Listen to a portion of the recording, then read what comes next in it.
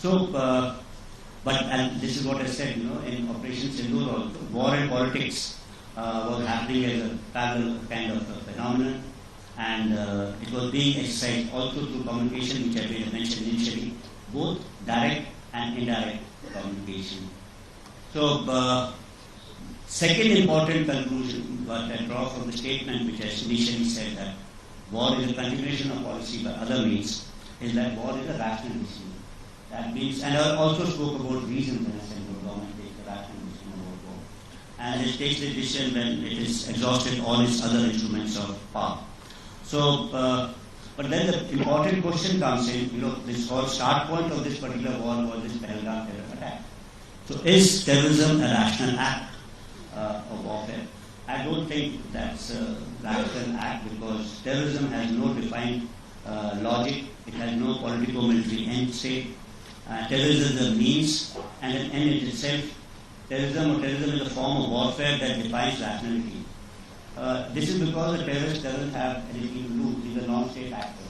If he doesn't have a state, he's not worried about territory, people, or the ideology, which form the three important constituents of the state. So this is terrorism absolutely irrational if it is happening in standalone mode. But what happens when there is about state-sponsored terrorism? Is this rational?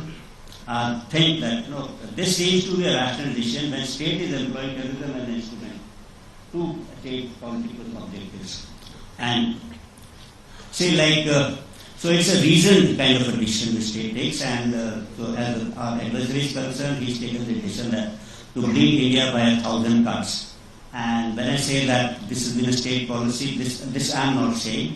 If you go and look at the literature on issues, you will find Peter Charp, Christian Fair, who have cited former director generals of ISI, explicating this particular strategy as to how they will take India by 1,000 cuts. And this particular doctrine is found in various studies in Pakistan, staff college, etc.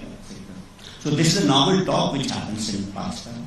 And of course, officially we know in 1965, Zulfikar Ali Bhutto declared a 1,000-year war against India when he addressed the United Nations Security Council.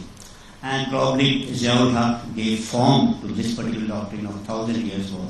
And someone added that, add this 1,000 cut into it.